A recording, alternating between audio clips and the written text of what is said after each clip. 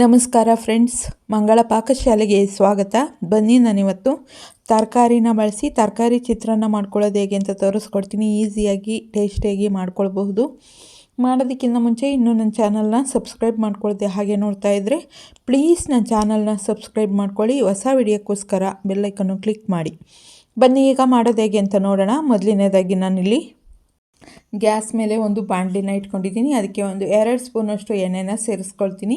ಎಣ್ಣೆ ಚೆನ್ನಾಗಾದ್ಮೇಲೆ 2 ಸ್ಪೂನಷ್ಟು ಕಡಲೆ ಬೀಜನ ಸೇರಿಸ್ಕೊಳ್ತಾ ಇದ್ದೀನಿ. ಇದನ್ನು ಎಣ್ಣೆಯಲ್ಲಿ ಚೆನ್ನಾಗಿ ಹುರ್ಕೊಳ್ಬೇಕಾಗುತ್ತೆ.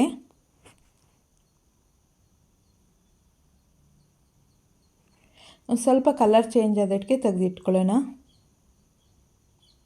ಈಗ ಚೆನ್ನಾಗಿ ಫ್ರೈ ಆಗಿದೆ. ಇದನ್ನು ಒಂದು ಬಟ್ಲಿಗೆ ಎತ್ತಿಟ್ಕೊಳ್ತಾ ಇದ್ದೀನಿ. ಈಗ ಅದೇ ಬಾಣಲಿಗೆ ನಾನಿಲ್ಲಿ 1 ಸ್ಪೂನಷ್ಟು ಕಡಲೆಬೇಳೆನ ಸೇರಿಸ್ಕೊಳ್ತಾ ಇದ್ದೀನಿ. ಅರ್ಧ ಸ್ಪೂನ್ ಸಾಸಿವೆ, ಅರ್ಧ ಸ್ಪೂನ್ ಜೀರಿಗೆನ ಸೇರಿಸ್ಕೊಳ್ತಾ ಇದ್ದೀನಿ. ಸಾಸಿವೆ, ಜೀರಿಗೆ, ಕಡಲೆಬೇಳೆ ಚೆನ್ನಾಗಿ ಫ್ರೈ ಆದಮೇಲೆ ನಾನಿಲ್ಲಿ ಮೀಡಿಯಮ್ ಸೈಜ್ದು 2 ಈರುಳ್ಳಿನ ಕಟ್ ಮಾಡಿ ಸೇರಿಸ್ಕೊಳ್ತಾ ಇದ್ದೀನಿ. ಒಂದು 4ರಿಂದ 5 ಹಸಿಮೆಣಸಿನಕಾಯಿನ ಉದ್ದಕ್ಕೆ ಕಟ್ ಮಾಡಿ ಸೇರಿಸ್ಕೊಳ್ತಾ ಇದ್ದೀನಿ. ಒಂದು ಸ್ವಲ್ಪ ಕರಿಬೇವನ್ನ ಸೇರಿಸ್ಕೊಂಡು ಚೆನ್ನಾಗಿ ಮಿಕ್ಸ್ ಮಾಡ್ಕೊಳ್ಳೋಣ.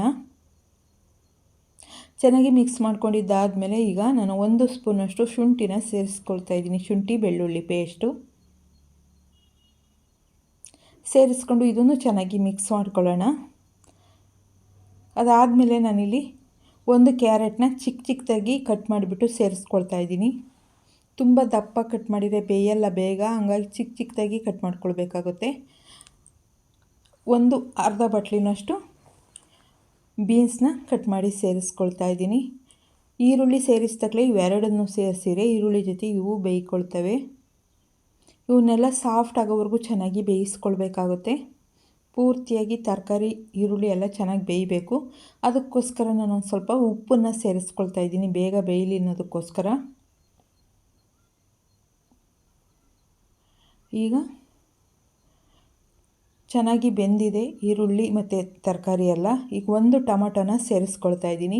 ನೀವು ಟೊಮೊಟೊ ಬೇಕು ಅಂದರೆ ಹಾಕ್ಕೊಳ್ಳಿ, ಬೇಡ ಅಂದರೆ ಸ್ಕಿಪ್ ಮಾಡ್ಬೋದು. ಟೊಮೊಟೊ ಹಾಕಿದ್ರೂ ಚೆನ್ನಾಗಿರುತ್ತೆ, ಹಾಕ್ತಿದ್ರೂ ತುಂಬಾ ಚೆನ್ನಾಗಿರುತ್ತೆ.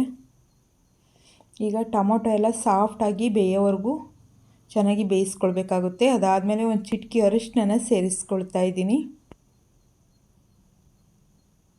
ಸೇರಿಸ್ಕೊಂಡು ಅದನ್ನು ಚೆನ್ನಾಗಿ ಮಿಕ್ಸ್ ಮಾಡ್ಕೊಳ್ಳೋಣ. ಈಗ ಎಲ್ಲ ಚೆನ್ನಾಗಿ ಬೆಂದ ಮೇಲೆ ನಾನು ಲಾಸ್ಟಿಗೆ ಕೊತ್ತಂಬರಿ ಸೊಪ್ಪನ್ನ ಸೇರಿಸ್ಕೊಳ್ತಾ ಇದ್ದೀನಿ. ಅದನ್ನು ಚೆನ್ನಾಗಿ ಮಿಕ್ಸ್ ಮಾಡ್ಕೊಂಡಿದ್ದಾದಮೇಲೆ ನಾನು ರುಚಿಗೆ ಉಪ್ಪನ್ನು ಸೇರಿಸ್ಕೊಳ್ತಾ ಇದ್ದೀನಿ. ಆಗಲೇ ಒಂದು ಸ್ವಲ್ಪ ಉಪ್ಪನ್ನು ಸೇರಿಸಿರೋದ್ರಿಂದ ಈಗ ನೋಡಿಬಿಟ್ಟು ಉಪ್ಪನ್ನು ಸೇರಿಸ್ಕೊಳ್ಬೇಕಾಗುತ್ತೆ. ಸೇರಿಸಿ ಚೆನ್ನಾಗಿ ಮಿಕ್ಸ್ ಮಾಡ್ಕೊಳ್ಳೋಣ. ಚೆನ್ನಾಗಿ ಮಿಕ್ಸ್ ಮಾಡ್ಕೊಂಡಿದ್ದಾದಮೇಲೆ ನಾನು ಸ್ಟವ್ನ ಆಫ್ ಮಾಡಿ ಕೆಳಗಡೆ ಎತ್ತಿಟ್ಕೊಂಡಿದ್ದೀನಿ. ನಮಗೆ ಅನ್ನಕ್ಕೆ ಎಷ್ಟು ಬೇಕು ಅಷ್ಟು ಗೊಜ್ಜನ್ನು ಇಟ್ಕೊಂಡು ಇನ್ನು ಮಿಕ್ಕಿದ್ದೆ ಎತ್ತಿಟ್ಕೊಳ್ತಾ ಇದ್ದೀನಿ. ಈಗ ಅದೇ ಬಾಣಲಿಗೆ ಅನ್ನನ ಸೇರಿಸ್ಕೊಂಡು ಚೆನ್ನಾಗಿ ಮಿಕ್ಸ್ ಮಾಡ್ಕೊಳ್ಳೋಣ.